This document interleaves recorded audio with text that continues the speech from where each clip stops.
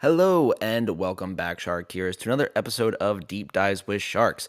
My name is Alex. I am the host here, and I would walk 500 miles, and I would walk 500 more, just to be the man who walked 1,000 miles just to hang out with a shark. It fits syllable wise if you sing it. So, this is going to be the first aquarium review. I guess that's what I'm calling it, but essentially, I'm going to talk about one of the aquariums that I have been to and the types of sharks you can see there, and the different shark related experiences, as well as some other fun facts that I can think of.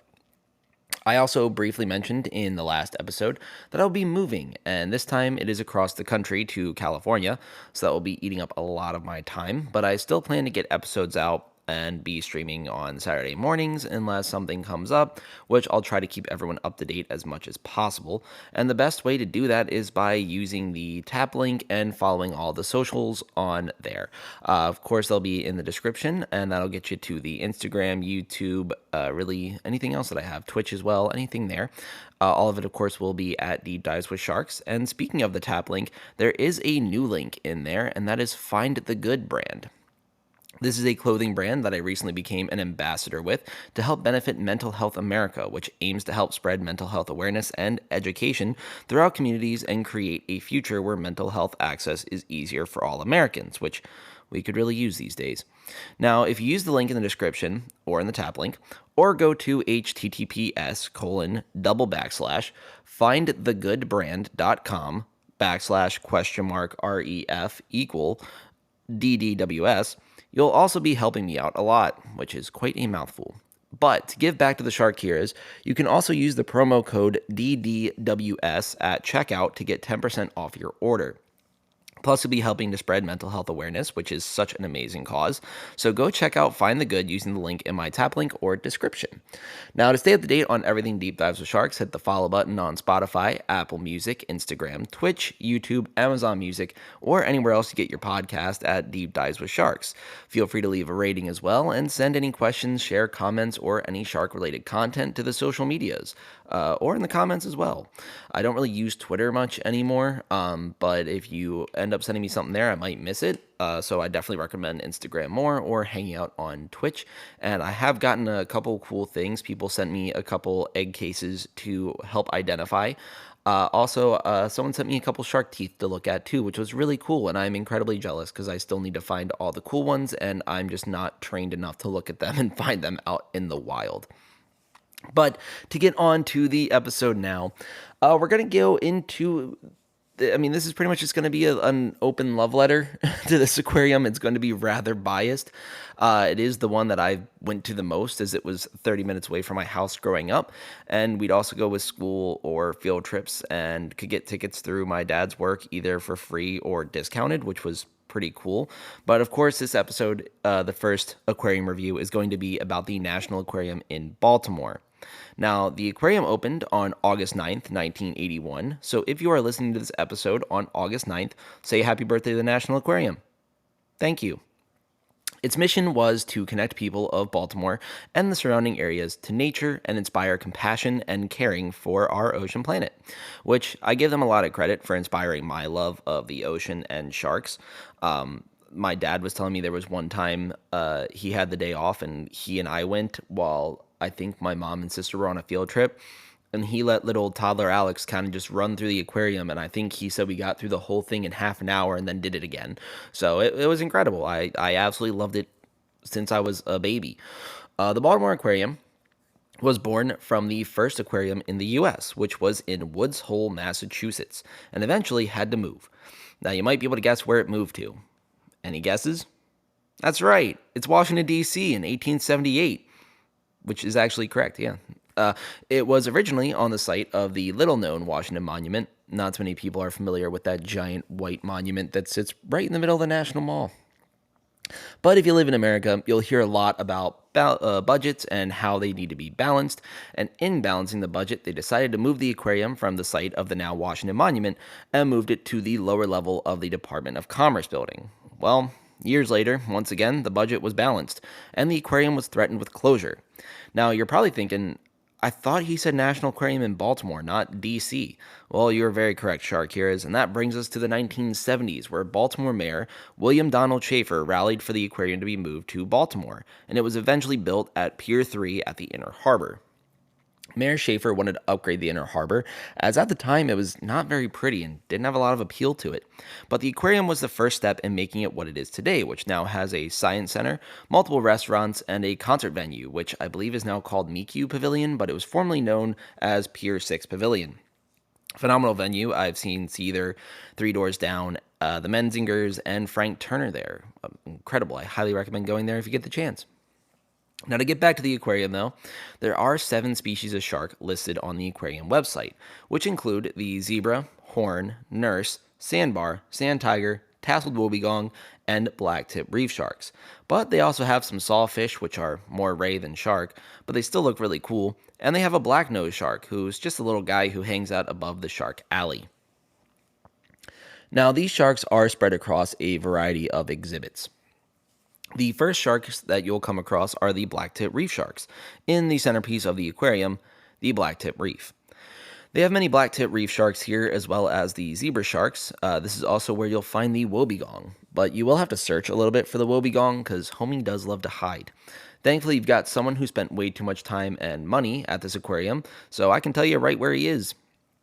If you go into the blacktip reef exhibit and go to the right, the closest corner to the shark alley, you'll look straight down at that corner, and you should see a white wobbegong hanging out right among the reef, and he sticks out pretty well. Of course, there also is an underwater viewing area, which he'll be off to the left at that point. You can also see Shark Alley from the Blacktip Reef, which provides sights of sandbar and sand tiger sharks, as well as the occasional sawfish, although the sawfish like to kind of hang out on the bottom, so you might have to go through all the exhibits to see them first. Well, later, whatever. It works. There are 15 exhibits throughout the aquarium that span across 4 floors. The first 3 floors span around the perimeter of the aquarium and allow for a top-down view of the Blacktip Reef in the center. Now, they do have the exhibits around the wall, so you're not just looking at one exhibit from everywhere else.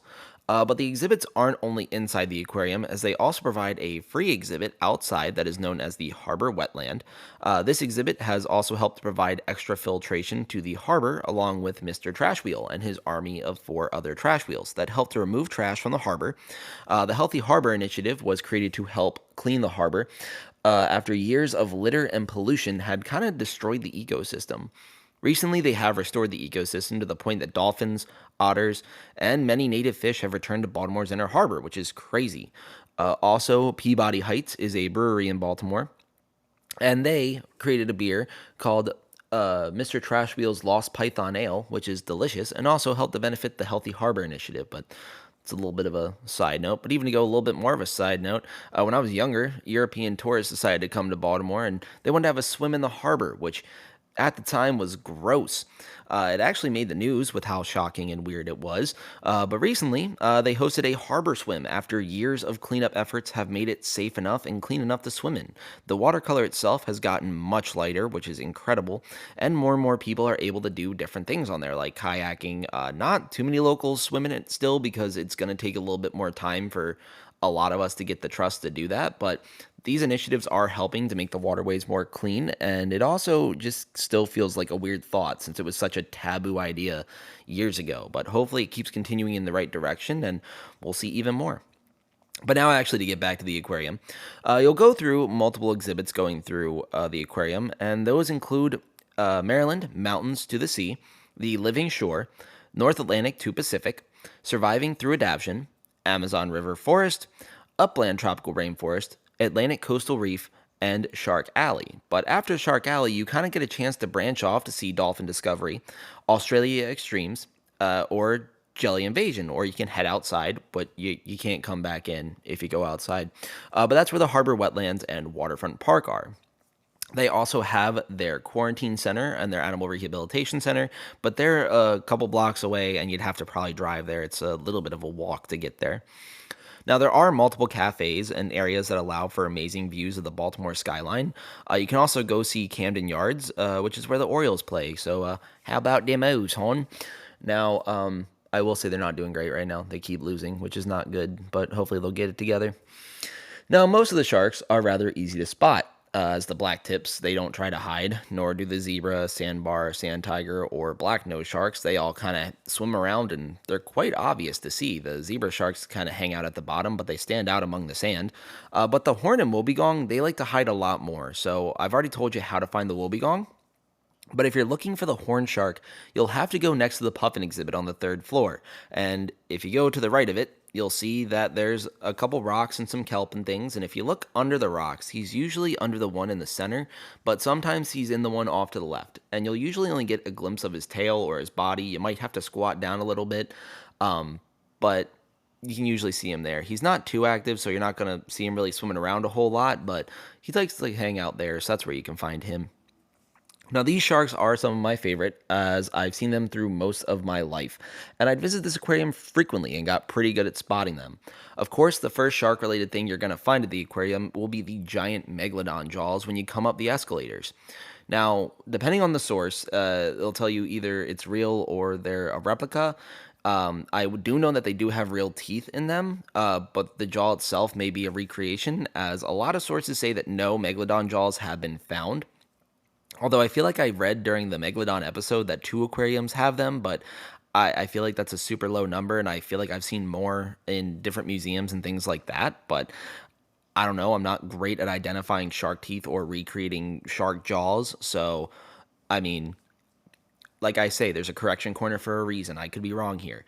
But I will say that it is really cool and a great photo opportunity because you can always go and they have a little area you can stand behind the jaws, and then you get a nice little view outside, and it makes a nice, really nice photo. So I definitely recommend doing that if you get the chance. Now, the aquarium also offers many tours, including their animal rehabilitation and quarantine center, which is the only way you can really go in there. You got to pay for it, sorry. It's next to the building where I did one of my internships in grad school, and I felt teased every Monday, Tuesday, and every other Wednesday when I would not be able to go hang out with fish, but would be right next door instead. But that's my own personal feelings, and I will get over them one day. They also have an insider's tour, a dolphin tour, sunrise tour, dolphin training tour, which is different than the dolphin tour, the aquarium sleepover, and the guest diver tour, and of course, a shark behind the scenes tour. Now, before I moved from Baltimore, Goalie and I did get to do the shark tour in 2021, and it was incredible. They start by asking how many shark species we thought there were, and there was probably about 14 of us in the group. And of course, everyone was a scrub and got it wrong, except for me, because everyone else guessed less than 100. And of course, there's between 350 and over 450 species that we believe. So, get on my level. It's fine. But of course, that's a joke. Anyway, but on the tour, you got to feed some fish in the blacktip reef, which was neat. See how they prepare the food for the sharks and other animals as well. They also get to see where they would provide any medical treatment for the sharks in the aquarium if they weren't going to the quarantine center, or if they had to be transported to the quarantine center, how they would go about doing that. Now, at the end of the tour, you get to go above Shark Alley where they go to feed the animals. So you get to stand on that walkway, which is really incredible because I've seen the sharks from through the glass my entire life, but actually getting to be above the water and see sandbar, sand tiger, and sawfish swimming by, it was incredible. I could have cried. Now, the guide was incredible. I'm very sorry I cannot remember her name. She was very sweet. And she also showed us where to see the wobbegong, which was greatly appreciated because I kept seeing it online that we had one, but I had never found it because the dude likes to hide, and I don't get why. Now, I have posted him on my Instagram a couple times on the story, so I will eventually, I'll have to put him in a post. I can do it on this one as well. This works great. But I'll put him in there. There's so many pictures I have in this aquarium. This post is going to be great. Anyway, but I would like to give a quick warning. You need to be careful on your timing when you go to the Baltimore Aquarium, as in my findings, getting there at opening is best, as there's not many people there, and once it gets around noon, it tends to be absolutely packed.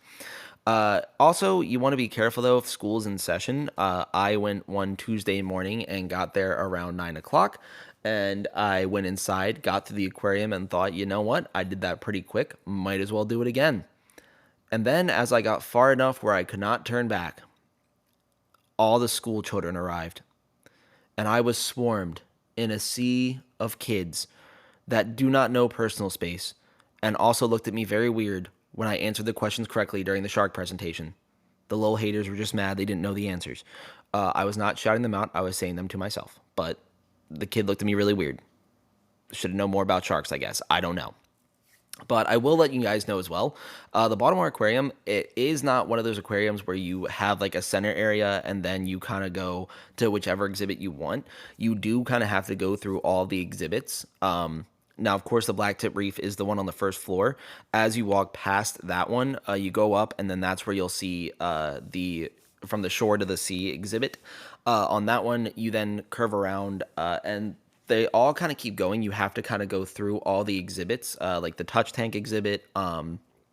And then, of course, there are certain parts you can skip. So if you don't want to go to the upper Amazon area, you don't have to. You can walk past that. There's also areas where if you go one place, you don't have to go through everything again to get back to certain exhibits. But if say for example you want to just see the surviving through adaptation exhibit, you do have to go through the touch tank exhibit and also the Maryland from shore to sea exhibit. You can't skip those. It's just not possible to get there. There is a flow though, and it's kind of impossible to go backwards against that flow. The only issue is that sometimes people do jam up in the middle, but of course that's not really aquarium staff fault. This thing was built in the 80s, so in the 70s and 80s, so it was a lot fewer people coming along at that time, and they see millions of people a year now. But the Baltimore Aquarium has multiple shark talks on sharks, of course, both at the Blacktip Reef, and will also show feeding and training sessions in a shark alley. So you can see those, which is really cool. The Blacktip Reef also gives some amazing views from under the water where you can see across the whole exhibit. You can see the animals interacting and going about their business, and you get a good look at the deeper part as well. Now, it is pretty impossible to get good pictures down here. Every picture I've ever tried to get down there has turned out very blurry, so maybe one day I'll get better at it, but we'll work on it. I'd also like to quickly point out some of my favorite non-shark inhabitants of the aquarium, including the mantis shrimp, mud skippers, dolphins, which dolphin discovery is such a peaceful and calming area, the puffins, the sloth, parrots, and the northern hogsucker, because bro is just kind of funny when he's in his tank and just kind of looks angry all the time. And last but certainly not least, I do love Kai, our green sea turtle, who is at the rehabilitation center. I'm not sure if they're going to move him over to the Blacktip Reef. I have tried asking, have not got a good answer on that. Now, the aquarium had a beautiful sea turtle a few years ago. Well, not a few years ago. They had her for what felt like decades. But her name was Calypso, and she only had 3 fins because she got in a boating accident. But unfortunately, she did pass, I want to say, in like 2018-ish. But she was great. I loved her. I miss her very much. Now, those are kind of all the facts about it. Now is just where you kind of get my opinions. As I mentioned, this is pretty much an open love letter to this aquarium because it's essentially not my home, but I know my way around. It is where I spent so much of my time. When I was going through grad school, every time I would finish a semester, I would treat myself to go to the aquarium and go walk around for a little bit. It was just a nice thing to do during my breaks. And then also, there was one day I considered going in when I had my lunch break at my internship, which was just around the corner. The only problem is that the tickets were like $45, so it was kind of hard to swing when you're a college kid still. So that wasn't the greatest of options. And at the time, I also couldn't afford a membership. So I try to go frequently, and then also I was able to get discounted tickets through a friend, which was great. But it is usually ranked within the top 3 aquariums in the country. There is one that is consistently number one, and that is, of course, Georgia. But there is, it's kind of like Monterey. I think Monterey Bay is the one that kind of bounces back and forth with this one between being number 2 and 3. So it kind of depends on which one you're gonna go to, or what source you go to that'll tell you, because a lot of them have different things that they rely on. Now, think that the aquarium is absolutely beautiful, both inside and outside. Anytime that you see Baltimore pop up on any of like the national broadcasts and they're showing the city, they always do a shot of the inner harbor. And if you see the building that has the blue like waves on the side, especially at night when those lights are on there, that is the aquarium. It's got that giant pyramid at the top, which is its Amazon rainforest area. And it's just architecturally and visually like appeasing. It's really nice. It also is just a really calm, beautiful place to go. It's exciting, and of course, there are many kids and families there. So if you're kind of looking to get away from them, you're not going to. It is I think, the centerpiece of the Inner Harbor. Of course, there are a couple other things that people could argue, such as the USS Constellation, the Trade Center down there. There are a few that people could definitely argue, but I feel like when I go to the Inner Harbor, of course, my eye is immediately going to that. It does give you amazing views of Federal Hill, of the Baltimore Inner Harbor. I got some amazing pictures of the skyline through there, and it's just so nice and calming, and it's literally my second home. It's just fantastic. I can't give you enough of praise. The only thing I can complain about is I did reach out to them to see if any of their shark experts would like to be on the podcast, and their social media person was very nice, and she said that she would ask, and I don't know if they never got back to them, or what happened. Or if just it fell by the wayside, because of course they got a lot going on. But unfortunately, I have not had the chance to talk to them, and of course, living in Florida, have not had a chance to run over there and ask. But I will say that it's one of the places that I've not heard many people complain about working at. The staff seems to be the same every time I go, with minor changes. I did also have one of my professors in college for my history of zoos and aquariums class, formerly used to work at the aquarium and was the keeper of the puffin exhibit. The puffins are also awesome because they have microphones inside the exhibit. So all the sounds you're hearing outside of the exhibit are coming from inside the exhibit, which is so cool. But it's a really great aquarium, and it does take about 30 to 45 minutes to get through if you're going fast. It can take a couple hours if you're reading every single thing on the wall, but I feel like a lot of people don't do that. Sometimes you just want to look at fish and run. Now, they do also, at their electric eel, they do also have a meter that shows when it's pulsing and stuff like that. So there is so many cool things that you can do and see, and I just love it so, so much. I highly recommend it if you're ever going to Baltimore. Of course, I also recommend catching an Orioles game.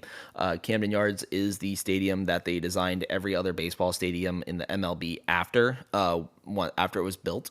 And also, on top of that, you also have the Edgar Allan Poe House. So this is also low-key a tourism ad for Baltimore, but they're not paying me to give it to you. So I'm going to end it there. But this was the first aquarium review. It is a little different than the other things. Oh, also go check out the Guinness Brewery, because that's really cool too. Shout out to everyone that works there. I miss you all. I used to work there as well. I don't anymore because I live in Florida. Anyway. But yeah, that was the first aquarium review. It's a little different than the other things, but I wanted to get something going for the shark cures while I was busy, and I thought this would be quick and easy and not a lot of research, and I needed an episode that was going to be quick and easy, and this one was not quick, easy, and was a lot of research. So mission failed successfully, I guess, We got it out eventually. But happy Easter, everyone. I thank you all for listening and hanging out and all the amazing things you guys have done. I appreciate it very much. Please follow along on the social media to stay updated. I try to give you guys an idea of when things are coming out, what's going on. You can follow on YouTube as well. It's mostly just the podcast and the streams as well. But of course, if you guys want to leave a comment, give us a rating, tell me a great shark fact, and I'll share it with everyone as well. And thank you guys so much. You all take care.